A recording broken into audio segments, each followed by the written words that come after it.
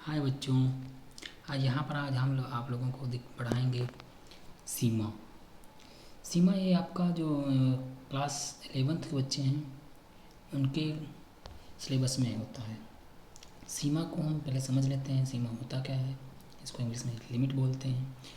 Limit का मतलब basically ये होता है कि जैसे कि कोई भी पॉइंट के नियरेस्ट जो पॉइंट होता है, मतलब किसी उसके क्लोज में, जैसे कि कोई फंक्शन दिया हुआ है, उसके जैसे एक्स कोई फंक्शन दिया हुआ हो, उसमें किसी पॉइंट पर उसकी जो कंटिन्यूटी होती है कि मतलब उस पॉइंट पर वो डिफाइंड है या नहीं, उसको ज्ञात करने के लिए लिमिट का प्रयोग किया जाता है। यहाँ पर लिमिट के कुछ बेसिकली फार्मूले दिए गए हैं। हम उनको पहले से अच्छे से समझ लेते हैं, फिर उनको अगले वीडियो में उनके बारे में अगले सवालों का जो कार्यक्रम है उसको शुरू किया जाएगा। सबसे पहले यहाँ पर देख लेते हैं, जैसे कि यहाँ पर दिया है क्वेश्चन सीमा। सीमा में जैसे कि यहाँ पर दिया गया है वाम पक्ष सीमा। वाम पक्ष सीमा का मतलब जैसे कि एल का पूरा नाम होता है, क्या होता है, लिमिट, लेफ्ट हैंड लिमिट, वाम पक्ष सीमा। यहाँ पर क्या होता है कि जो फंक्शन दिया होता है उसमें जिस पॉइंट पर ज्ञात करना होता है, मान लीजिए यहाँ पर ए पॉइंट पर ज्ञात करना होता है तो ए से कुछ माइनस कर दिया जाता है। मान लीजिए एच जो है यहाँ पर एच जो है ज़ीरो की ओर स्टैंड कर रहा है, तो यहाँ पर बोलेंगे limit h stand to zero function of a minus h यहाँ पर। और दक्षिण पक्ष की सीमा होती है, उसको बोलते हैं आर एच एल मतलब राइट हैंड लिमिट। ये यहाँ पर दिया गया है limit h stand to zero और इस फंक्शन में दिया गया है 1+h। मतलब किसी पॉइंट पर अगर किसी पॉइंट से कुछ माइनर जो परिवर्तन करके, मतलब जैसे किसी पॉइंट ए पर ज्ञात करना होता है तो पॉइंट ए से कुछ घटा करके जब उस पर फंक्शन की वैल्यू ज्ञात करते हैं तो उसको वामपक्ष सीमा कहते हैं। और जब उसमें कुछ जोड़ करके उसकी वैल्यू ज्ञात करते हैं तो उसको मतलब दक्षिण पक्ष सीमा कहते हैं, मतलब राइट हैंड लिमिट कहते हैं।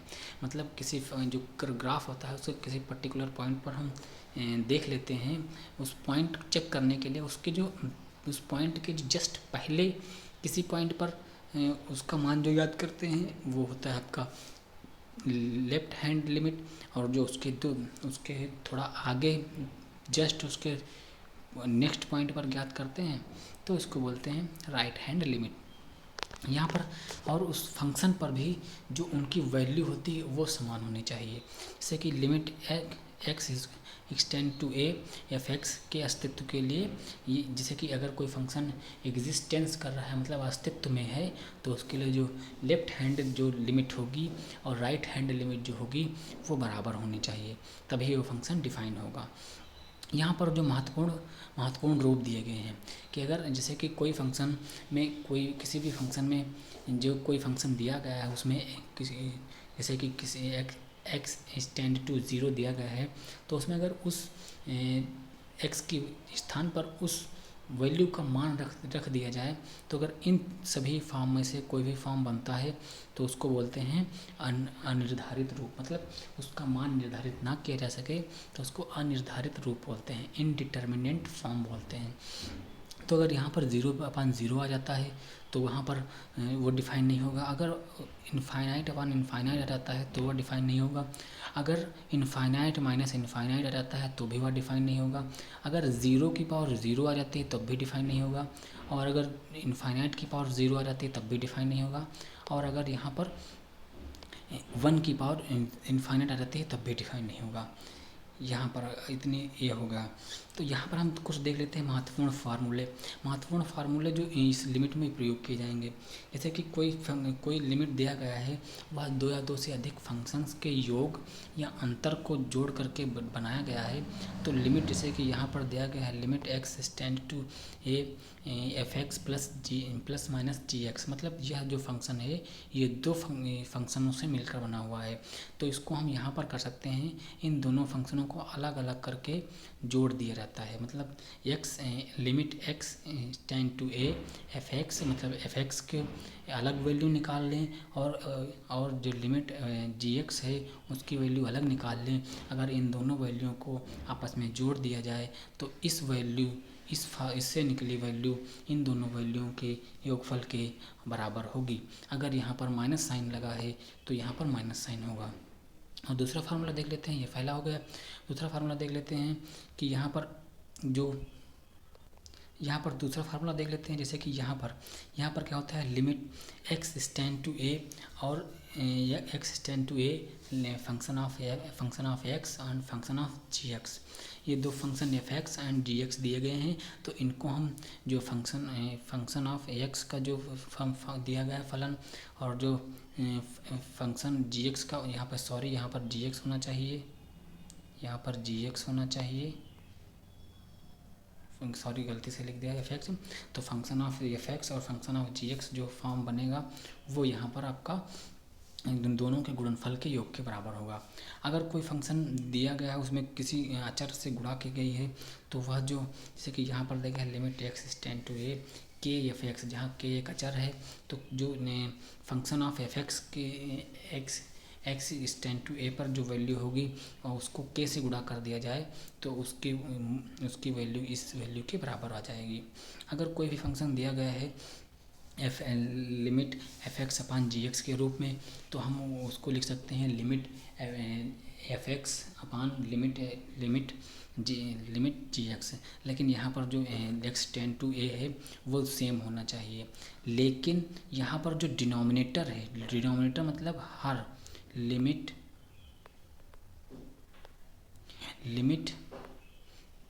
यहाँ पर जो दिया गया है लिमिट, यहाँ पर जो दिया गया है लिमिट, ये लिमिट जो दिया गया है, ये जो डिनोमिनेटर है ये इक्वल टू ज़ीरो ना हो। मतलब अगर डिनोमिनेटर में जो ये दिया गया है ये ज़ीरो के बराबर ना हो। अगर जो limit x tend to a g x equal to zero हो जाता है तो ये अनडिफाइंड हो जाएगा, मतलब ये इसका मान निर्धारित नहीं किया जा सकता है। तो यहाँ पर limit x tend to a zero नहीं होना चाहिए। फिर अगला देख लेते हैं, यहाँ पर दिया गया है limit x tend to a x की पावर एन माइनस ए की power n upon x minus a. तो अगर यहाँ पर x की जगह पर हम a की वैल्यू रख देते हैं तो यहाँ पर हम देखते हैं कि फॉर्म कौन सा बनेगा, 0/0। ये आपके फार्मूले हैं, ये आपको तो जो ऑपरेशंस थे ये ऑपरेशंस थे जो ऑपरेशंस बताए गए हैं। इसमें पहला ऑपरेशन ये, दूसरा यहाँ पर पहला ऑपरेशन दिया गया, ये ऑपरेशन है, ये भी ऑपरेशन है, ये भी ऑपरेशन, ये भी ऑपरेशन।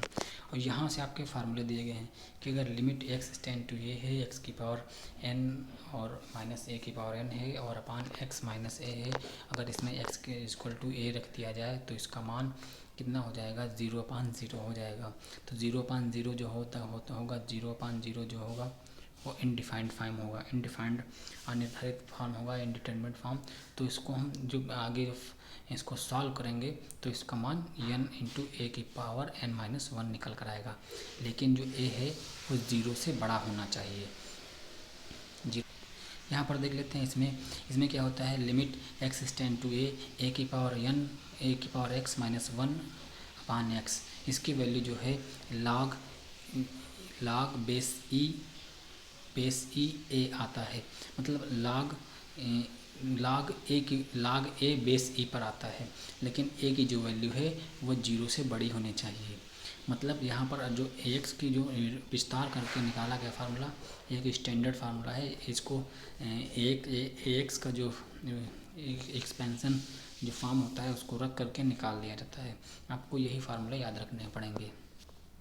यहाँ पर देख लेते हैं कि जैसे कि ये दिया गया है, यहाँ पर देख लेते हैं जैसे कि लिमिट ये दिया गया है, limit x tend to a log e 1/x log e 1 plus x upon x, इसकी वैल्यू 1 होती है। इसको एक्सपेंड करके मैं निकाला गया है, उसको हम अगली वीडियो में देखेंगे कैसे एक्सपेंड करके निकाला जाएगा। अगर आपको एक्सप्लेन करके जो निकाला जाता है उसकी वैल्यू वीडियो अगर चाहिए तो आपको कमेंट बॉक्स में ज़रूर बता देना कि अगले जी की हमें ये वीडियो अगली वीडियो आपको मिल जाएगी। यहाँ पर देखते हैं कि जो ये limit x tend to a होता है e की power x minus 1 upon x, इसकी भी वैल्यू 1 होती है। यहाँ पर limit x tend to 0 1 plus x की होल पावर 1 अपान एक्स, इसकी वैल्यू e होती है। e मतलब इस e को बोलते हैं एक्सपेंशन फंक्शन होता है। मतलब एक्सपेंशन को हिंदी में बोलते हैं इसकी इंग्लिश आप देख लेना। एक्सपेंशन को बोलते हैं चर विस्तार के कुछ ऐसे करके बोलते हैं। इसका मान 2.7 करके कुछ होता है, 2.73 करके कुछ मान लो इसका मान होता है। ये इसका मान हमेशा 1 से बड़ा होता है।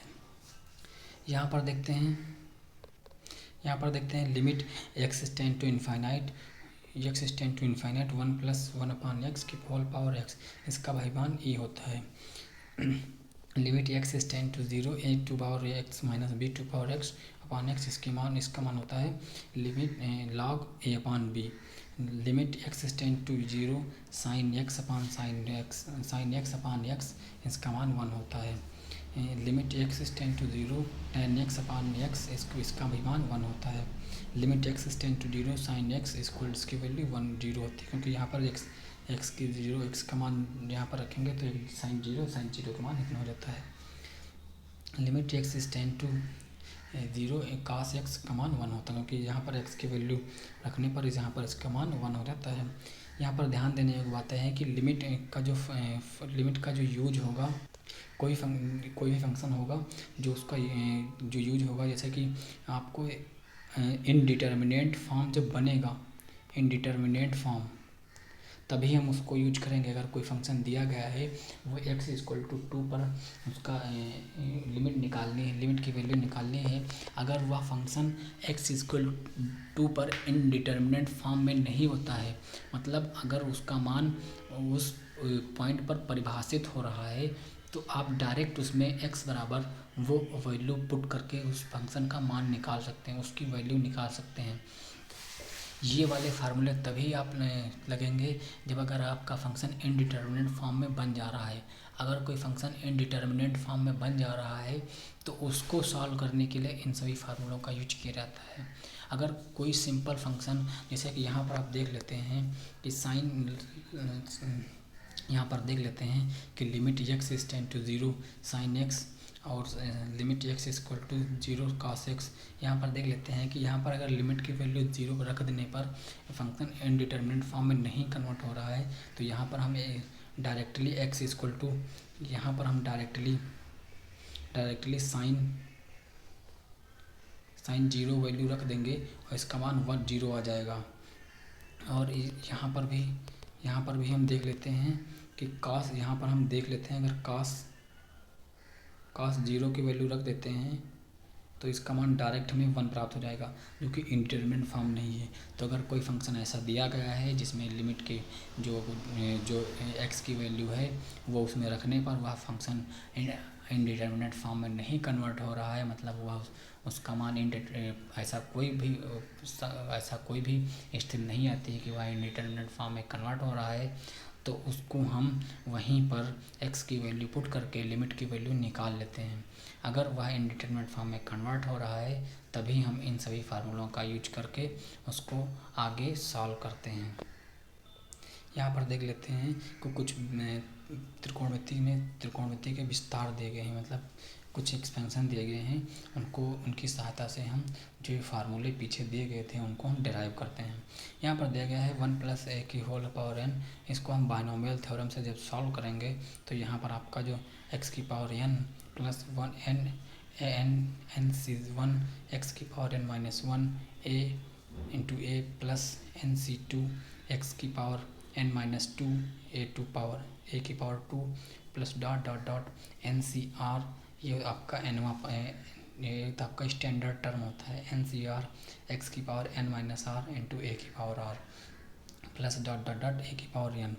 फिर दूसरा पॉइंट आता है, यहाँ पर देख लेते हैं कि अगर ये इसी का ही एक स्टैंडर्ड रूप होता है।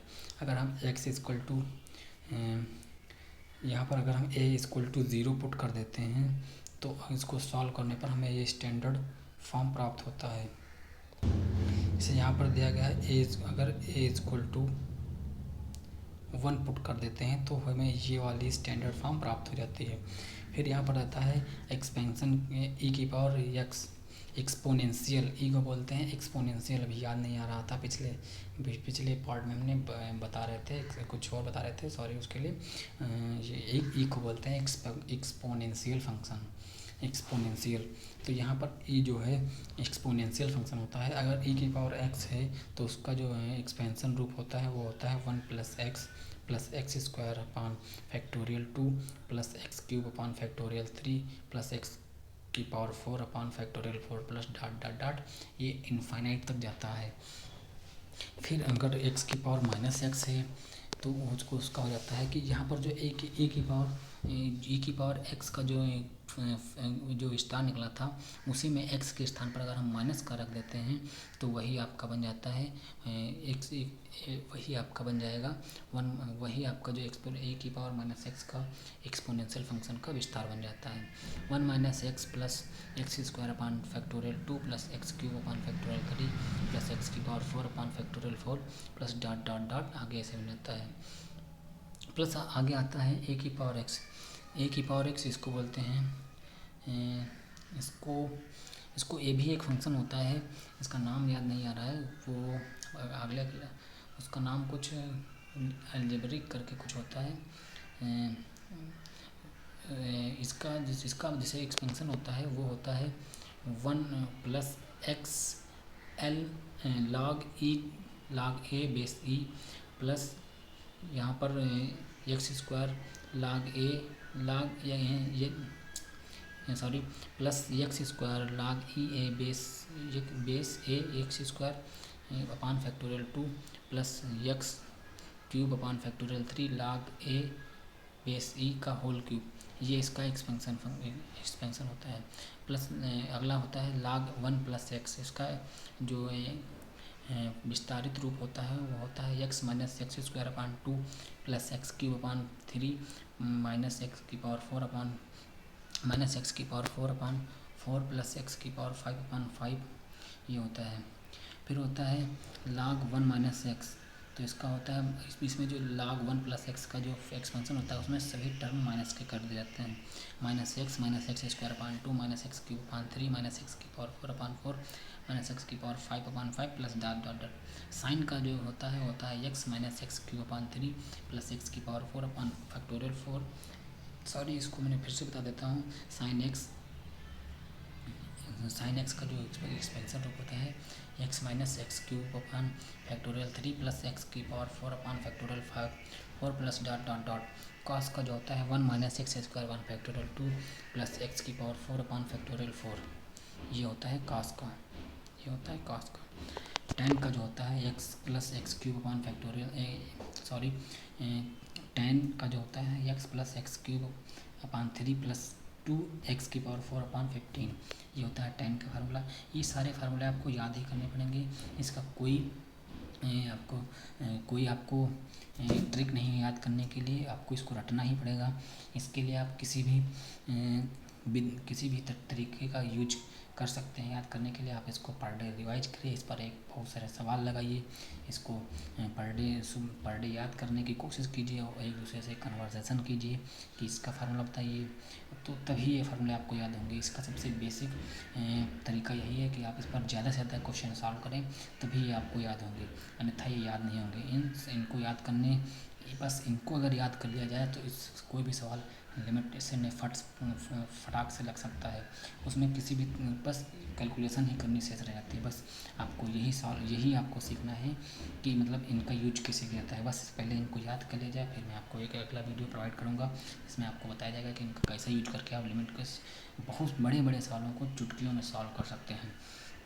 Sign C plus sine D, ये होता है 2 sine C plus D, 2 sine C plus D upon 2 into cos C plus D upon 2। ये आपने फार्मूले क्लास 10th में पढ़े होंगे। Sine C minus sine D का फार्मूला जो होता है तो होता है 2 cos C plus D upon 2 into sine C minus D upon 2। ये आपको क्लास 10th में फार्मूले पढ़े होंगे। इसके अलावा भी 2 फार्मूले होते हैं, वो भी मैं ये रहे फार्मूले 2 जो आपने क्लास 10th में पढ़े होंगे। साइन कास सी प्लस कास डी, तो 2 cos C plus D upon 2 into cos सी माइनस डी अपान 2। ये आपका कास का फार्मूला होता है। ये आपका टेन का कास माइनस का फार्मूला होता है। ये होता है कास सी माइनस कास डी बराबर होता है minus 2 sine C plus D upon 2 into sine C minus D upon 2। कुछ बच्चे यहाँ पर कह रहे होंगे कि यहाँ पर तो फार्मूला जो होता है ये होता है साइन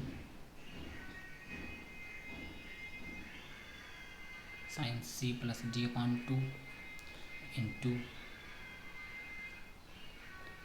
साइन डी माइनस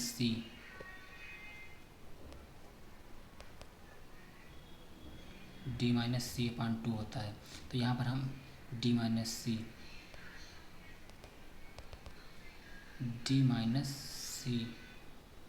सी अपान 2 होता है। तो यहाँ पर आपको बच्चों बता देते हैं कि यहाँ पर जब जैसे कि यहाँ पर रेज करके जब यहाँ पर लिख देता हूँ, यहाँ पर जब डी माइनस सी होता है अपान 2, तो जब यहाँ पर माइनस कॉमन लिया जाएगा तो हो जाएगा माइनस सी माइनस डी हो जाएगा। और आप लोग जानते हैं कि जो साइन का जो माइनस होता है वो आपको फंक्शन के बाहर नज़र आता है। तो ये वाला जब भी आप इसको कन्वर्ट करेंगे तो ये वाला आपका साइन जो होगा वो आपको यहाँ पर माइनस का दिखेगा। और जब यहाँ पर माइनस का दिखेगा तो मतलब ये दोनों जब गुणे में हैं तो ये सामने आ जाएगा। तो यहाँ से आपको फार्मूला ये निकल कर आएगा। तो यहाँ पर आपको ये फार्मूला निकल कर के आएगा। ओके, आई होप वीडियो आप लोगों को पसंद आया होगा। और आप लोग इस वीडियो को लाइक करें, शेयर करें, सब्सक्राइब करें और सब्सक्राइब कर लें और आप घंटी बेल आइकन दबा लें तो जिससे आने वाली वीडियो आपकी नोटिफिकेशन आपको सबसे पहले पहुंचे। अगला वीडियो आप लोगों को प्रोवाइड करेंगे इसके जो इसका जो यूज होता है लिमिट, वो वीडियो आपको सबसे जल्दी होगा। लगभग 30 मिनट में हम आपका पूरा जो लिमिट के जो इंपॉर्टेंट क्वेश्चन होगा उनको सॉल्व करेंगे। Thank you for watching this.